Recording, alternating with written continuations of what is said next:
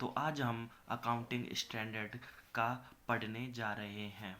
दोस्तों, chapter start करने से पहले मैं आपसे कहूँगा कि प्लीज़ वीडियो को स्किप ना करिए, वरना प्रॉब्लम हो सकती है। तो चलिए स्टार्ट करते हैं अकाउंटिंग स्टैंडर्ड। दोस्तों, अकाउंटिंग स्टैंडर्ड दो वर्ड से मिला गया है, एक अकाउंटिंग और एक स्टैंडर्ड। अकाउंटिंग मतलब आपने पढ़ा ही होगा, जैसे कि अकाउंटिंग अकाउंटिंग इसमें जब कोई ट्रांजैक्शन होती है तो सबसे पहले हम क्या करते हैं, कलेक्शन करते हैं। देन हम क्या करते हैं, recording of transaction, summarising of transaction, presentation of transaction and analysing of transaction. तो दोस्तों, अकाउंटिंग का मतलब तो ये चीज़ हो गया जो कि आपको पता ही होगा। अब पढ़ने जा रहे हैं अकाउंटिंग स्टैंडर्ड। स्टैंडर्ड मतलब होता है एक ऐसा मॉडल जो कि जनरली एक्सेप्टेड है, ठीक है, अ जनरली एक्सेप्टेड मॉडल। तो ये हो गया हमारा अकाउंटिंग स्टैंडर्ड। तो चलिए डेफिनेशन को पढ़ लिया जाए। Accounting standard may be defined as the written policy document issued by an expert accounting body or government or other regulatory body covering the aspect of recognition, measurement, presentation and disclosure of the transaction and other event in the financial statement। तो दोस्तों, अभी आपको ये चीज़ clear नहीं हुई होगी, तो चलिए अब हम इसको पॉइंट वाइज पढ़ते हैं डिटेल में। इससे पहले मैं आपको बता दूं अकाउंटिंग स्टैंडर्ड की मीनिंग, तो एक बेसिक सी चीज़ जान लेते हैं, ठीक है। अकाउंटिंग स्टैंडर्ड क्यों आया? मान लीजिए बहुत सारे अकाउंटेंट हैं, ठीक है, और उनके एक अपने अपने वे हैं अकाउंटिंग सॉल्व करने के, ठीक है। अब जो एक अकाउंटेंट है तो वो दूसरे के अकाउंटेंट नहीं समझ पाता। फॉर एग्ज़ाम्पल, मान लो ये एक अकाउंटेंट है, ये बी है, ये सी है, ये तीनों अकाउंटेंट है, ठीक है। ये अकाउंटेंट एक अपना डिफरेंट मेथड से करता है, ये अपने मेथड से करता है, और ये वाला अपने मेथड से करता है, ठीक है। यानी कि तीनों अपने अपने मेथड से अकाउंटिंग करते हैं। तो जब बाद में पता चला कि जो ये अकाउंटेंट है वो इस अकाउंटेंट की जो फाइनेंशियल स्टेटमेंट है वो इसको डिफ़िकल्ट हो रहा है क्रैक करने में। क्यों? क्योंकि इसको अलग मेथड आता है और इसको अलग मेथड आता है। तो अकाउंटिंग स्टैंडर्ड इसीलिए आया है कि एक कॉमन पॉलिसी बने जिस पॉलिसी को सभी अकाउंटेंट या ऑडिटर फॉलो करे, जिसको हम बोलते हैं अकाउंटिंग स्टैंडर्ड, ठीक है।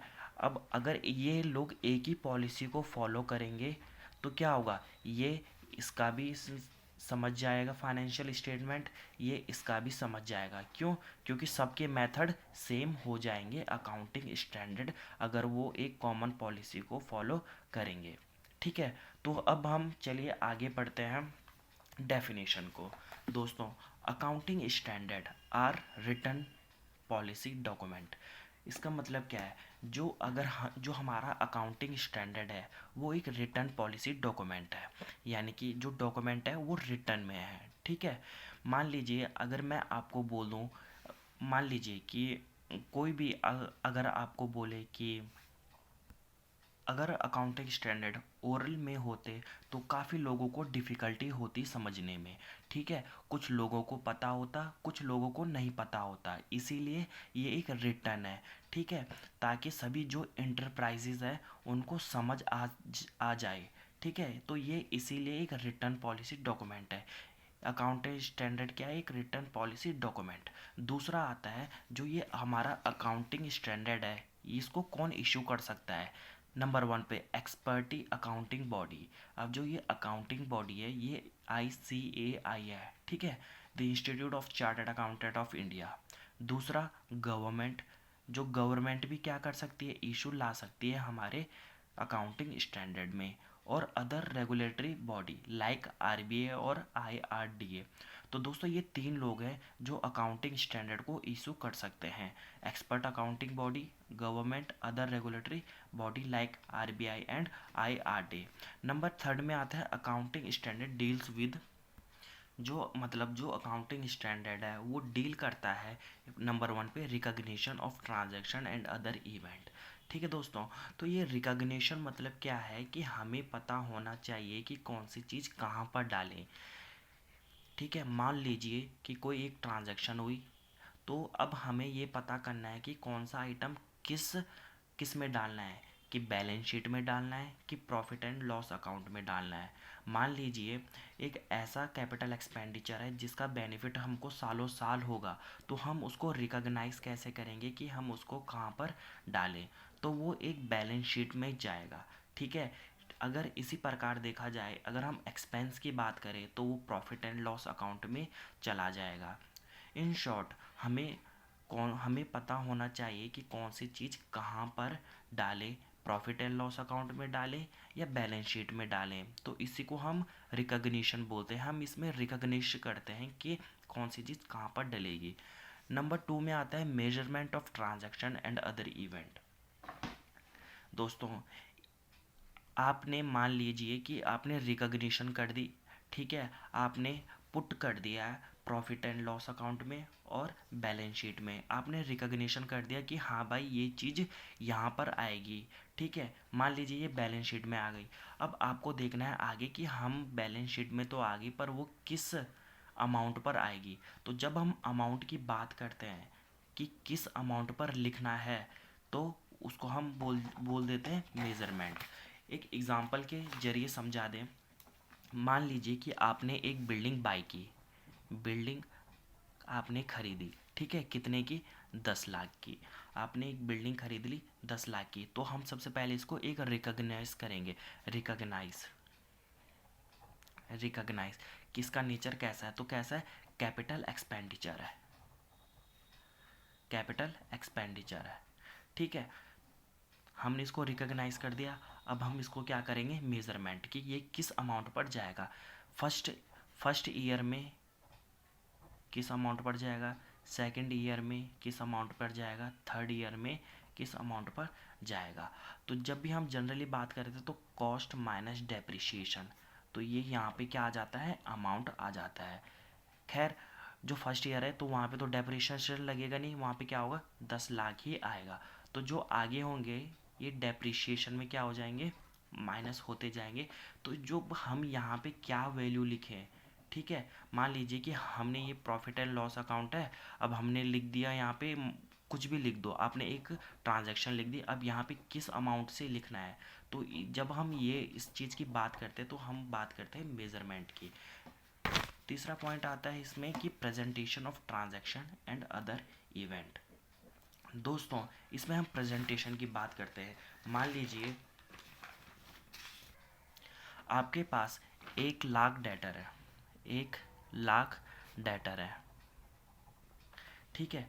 अब आपको कुछ कुछ लोगों पर क्या है? शक है कि ये हमारा पैसा नहीं देंगे, मतलब बैड डेप्ट हो जाएंगे।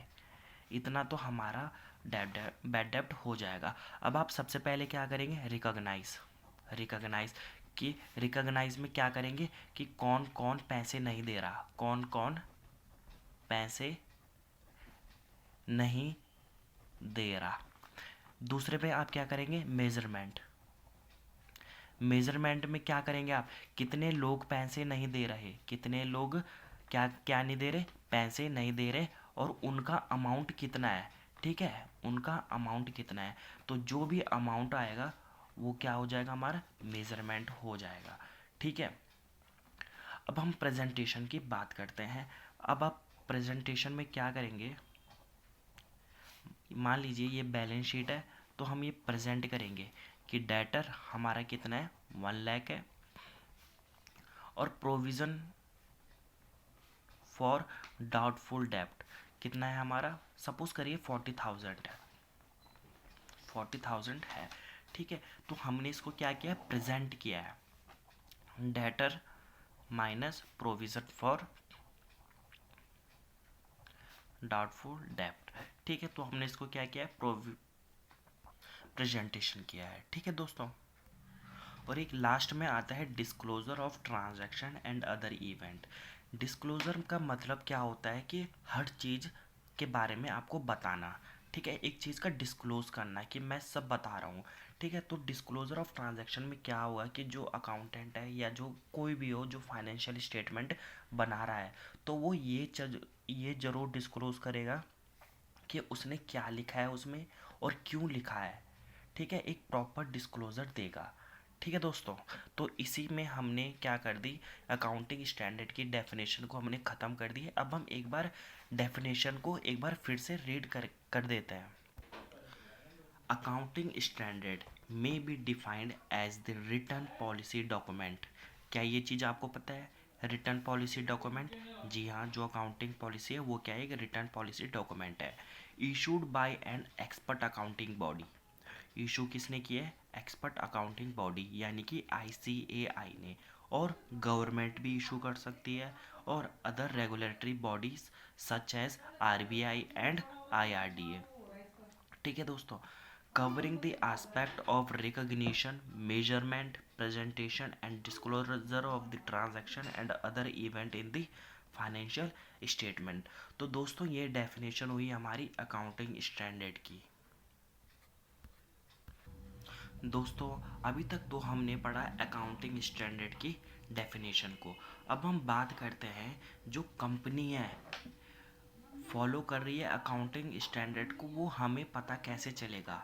ठीक है, कि वो कैसे चेक करेंगे कि अकाउंटिंग स्टैंडर्ड एक कंपनी फॉलो कर रही है कि नहीं कर रही है। ठीक है दोस्तों, तो चलिए इस टॉपिक को पढ़ा जाए। It is a duty of a auditor to check whether the company is following accounting standard और नॉट। ठीक है दोस्तों, तो क्या जो ऑडिटर है ये उसकी ड्यूटी है कि कंपनी अकाउंटिंग स्टैंडर्ड को फॉलो कर रही है कि नहीं कर रही है। ठीक है, जो ऑडिटर है वो सेक्शन 143 ऑफ कंपनीज एक्ट 2000 के सेक्शंस को कंप्लाइड करेगा। ठीक है दोस्तों, ये एक कंपनी एक्ट है तो जिसमें ऑडिटर को कुछ अपने उसको कंप्लाइड करने होते हैं। Auditor shall make report whether in his opinion in the financial statement comply with accounting standard. जो ऑडिटर है उसको एक रिपोर्ट बनानी होती है जिसमें कि वो क्या लिखता है, वो खुद का ओपिनियन लिखता है फाइनेंशियल स्टेटमेंट के बारे में कि इसमें अकाउंटिंग स्टैंडर्ड का कंप्लाई किया गया है। ठीक है दोस्तों, अब बात करते हैं जो बोर्ड है, जब वो अपनी रिपोर्ट बनाता है तो जो बोर्ड है वो खुद भी मेंशन करेगा कि हाँ हमने अकाउंटिंग स्टैंडर्ड को फॉलो किया है। ठीक है दोस्तों, अब बात करते हैं जो ऑडिटर है और जो बोर्ड है, इसमें बोर्ड का मतलब बोर्ड ऑफ डायरेक्टर जो मैनेजमेंट होता है। ठीक है दोस्तों, जो ऑडिटर है और जो बोर्ड है दोनों क्या करेंगे, डिस्क्लोज करेंगे कि हमने क्या किया है, अकाउंटिंग स्टैंडर्ड को फॉलो किया है। ठीक है, दोनों क्या करेंगे, इसमें एक डिस्क्लोजर देंगे कि हमने अकाउंटिंग स्टैंडर्ड को फॉलो किया है। दोस्तों अभी तक हमने पढ़ा अकाउंटिंग स्टैंडर्ड की डेफिनेशन को, हमने ये भी पढ़ लिया कि कैसे पता चलेगा कि किसी कंपनी ने अकाउंटिंग स्टैंडर्ड को फॉलो किया है कि नहीं किया है। ठीक है, अब हम एडवांटेजेस की बात कर ली जाए अकाउंटिंग स्टैंडर्ड की। दोस्तों पहला एडवांटेजेस होता है कि improvement in credibility and reliability of financial statement. दोस्तों any person follow financial statement issued by ICAI। जो भी पर्सन होगा वो फॉलो करेगा फाइनेंशियल स्टेटमेंट को। ठीक है, यानी कि अकाउंटिंग स्टैंडर्ड को फॉलो करेगा जो कि किसने इशू किया है, ICAI ने। ठीक है, इससे क्या होगा, जो पर्सन है वो एक prepare balance sheet and profit and loss account बनाएगा, तो मान लिया जाएगा कि हाँ ये जो इसने बैलेंस शीट बनाई है, ये प्रॉफिट एंड लॉस बनाई है, ये एक भरोसेमंद है, एक रियलाइबल हो जाता है। ठीक है दोस्तों, इन शॉर्ट बोलूँ तो अकाउंटिंग स्टैंडर्ड से क्या होता है, एक फेथफुलनेस आ जाती है, एक भरोसा आ जाता है। हाँ इसने अगर इसका अकाउंटिंग स्टैंडर्ड को फॉलो किया है तो डेफिनेटली ये सही होगा। मतलब जब भी कोई पर्सन बैलेंस शीट या प्रॉफिट एंड लॉस को अकाउंट को प्रिपेयर करता है तो मान लिया जाता है कि ये चीज़ है reliability of financial statement and improve in credibility. ठीक है दोस्तों, तो पहला पॉइंट क्या हो गया, improvement in credibility and reliability of financial statement. अगर कोई भी पर्सन फॉलो करता है अकाउंटिंग स्टैंडर्ड को जो कि आईसीएआई ने इशू किया है और अगर उसने प्रिपेयर कर ली balance sheet and profit and loss account as per the accounting standard, तो मान लिया जाएगा कि वो क्या एक रिलायबल है। ठीक है दोस्तों। दूसरा एडवांटेजेस आता है कि comparability of financial statement made easy. मतलब मान लीजिए कुछ पल के लिए कि अभी हमारे पास अकाउंटिंग स्टैंडर्ड नहीं है, मतलब आईसीएआई ने अकाउंटिंग स्टैंडर्ड को इशू नहीं किया है, तो जो एक एक्स लिमिटेड कंपनी, ये मैंने एज्यूम किया है, और एक वाई लिमिटेड कंपनी है, तो ये एक्स लिमिटेड कंपनी क्या करेगी, ये खुद की बैलेंस शीट बनाएगी बाय देयर ओन मेथड। यानी कि जो ये एक्स लिमिटेड है और ये वाई लिमिटेड है, ये दोनों क्या करेंगे, अपने अपने मेथड से बैलेंस शीट बनाने लग जाएंगे। ठीक है, या कुछ भी बनाने लग जाएंगे, पर इतना है कि ये अपने मेथड से बनाएंगे। ठीक है, इसका मेथड अलग होगा, इसका मेथड अलग होगा। अब बात आती है कि इफ़ बोथ कंपनी, अगर दोनों कंपनी बैलेंस शीट बना रही है डिफरेंट पॉलिसी या मेथड से, अभी क्या हमने बोला कि ये अपना मेथड से बना रही है, ये अपना मेथड से बना रही है, अगर दोनों कंपनी अपने अपने मेथड से बना रही है तो एक डिफ़िकल्ट होता है कंपेयर करने में कि कौन सी कंपनी अच्छी है, कौन सी कंपनी नहीं है, कौन सी कंपनी प्रॉफिट जनरेट करके दे रही है और कौन सी कंपनी लॉस में है। ठीक है दोस्तों, if all company follow same type of standard easy to compare all company, अगर सारी कंपनियां एक ही पॉलिसी को अडॉप्ट करें, यानी कि एक ही स्टैंडर्ड को फॉलो करें, तो ये एक इजी टू कंपेयर हो जाता है कि कौन सी कंपनी प्रॉफिट में है कि कौन सी लॉस में है। ठीक है दोस्तों, तो अब बारी आती है थर्ड पॉइंट की, benefit to accountant and auditor. जो हमारे अकाउंटेंट है और जो ऑडिटर है वो जानते हैं अकाउंटिंग स्टैंडर्ड के बारे में। ठीक है, इफ़ ऑल कंपनी फॉलोज, अगर सारी कंपनीज अकाउंटिंग स्टैंडर्ड को फॉलो करती हैं देन जो अकाउंटेंट है ऑडिटर है उनको ईजी रहता है चेक करने में। ठीक है दोस्तों, यानी कि जो अकाउंटेंट है और जो ऑडिटर है और कंपनी अकाउंटिंग स्टैंडर्ड को फॉलो कर रही है तो ये अकाउंटेंट और ऑडिटर के लिए ईजी हो जाता है चेक करना। ठीक है, फोर्थ नंबर पे आता है disclosure, additional disclosure while following accounting standard. जब भी हम अकाउंटिंग स्टैंडर्ड को फॉलो करते हैं तो हमें क्या करना पड़ता है, कुछ एडिशनल डिस्क्लोजर करने पड़ते हैं। एडिशनल डिस्क्लोजर करने से लोगों को आइडिया मिलेगा फाइनेंशियल स्टेटमेंट के बारे में। ठीक है, मान लीजिए एक डेटर है, ठीक है, पीपुल कन्फर्मली पे, अब आइडिया आ जाएगा इस स्टेटमेंट से।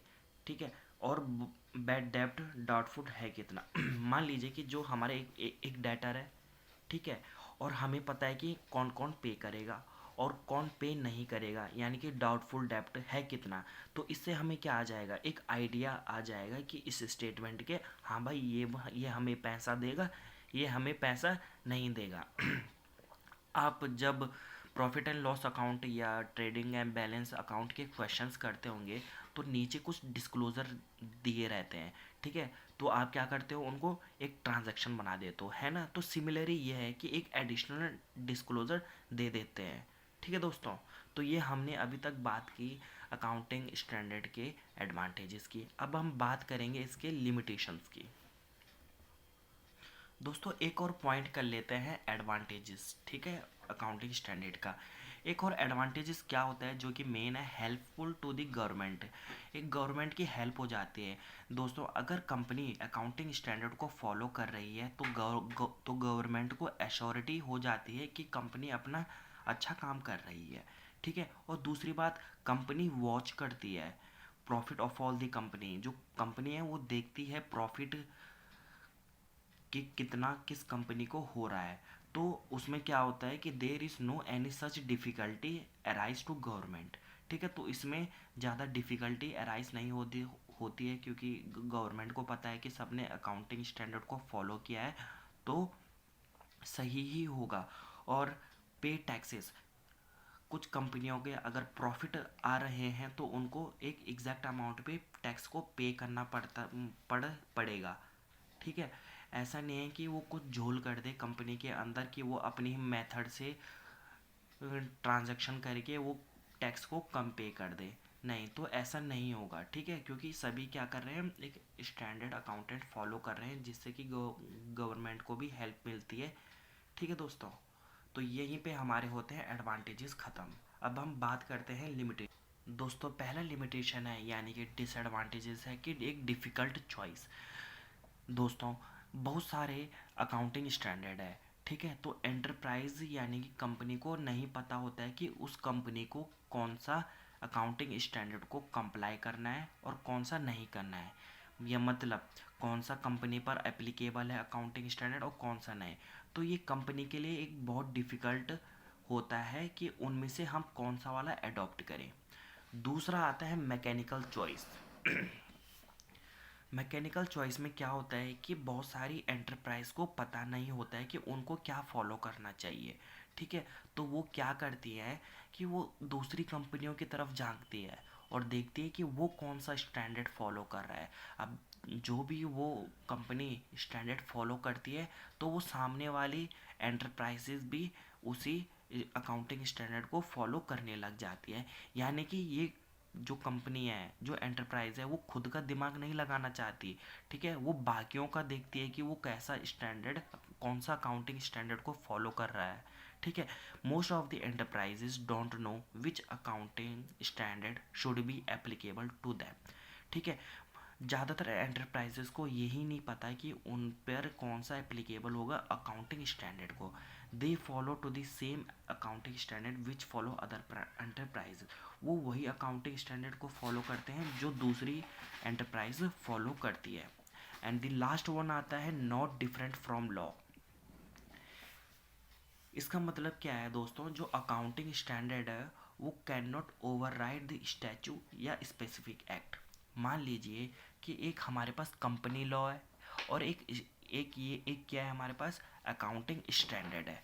अगर इन दोनों के बीच में लड़ाई हो जाती है यानी कि कॉन्फ्लिक्ट हो जाता है तो कौन प्रिवेल करेगा, लॉ प्रिवेल करेगा। कौन सा लॉ, कंपनी लॉ, क्योंकि वो एक स्पेसिफिक एक्ट है। अगर कोई स्पेसिफिक एक्ट या स्टैचू के साथ इसका कॉन्फ्लिक्ट हो जाता है अकाउंटिंग स्टैंडर्ड के साथ तो स्टैचू और स्पेसिफिक एक्ट जीतेगा। ठीक है, जो अकाउंटिंग स्टैंडर्ड है वो ओवरराइड नहीं करेगा किसी स्पेसिफिक एक्ट को। Conflict between law and accounting standard, तो कौन प्रिवेल करेगा, लॉ विल प्रिवेल। ठीक है दोस्तों, तो दोस्तों हमने बात कर ली मीनिंग ऑफ अकाउंटिंग स्टैंडर्ड की। हमने ये देखा कि कैसे पता चलेगा कि कोई कंपनी फॉलो कर रही है अकाउंटिंग स्टैंडर्ड क्या और कौन सी नहीं। तीसरा हमने पढ़ा एडवांटेजेस और चौथा पढ़े हमने डिसएडवांटेजेस।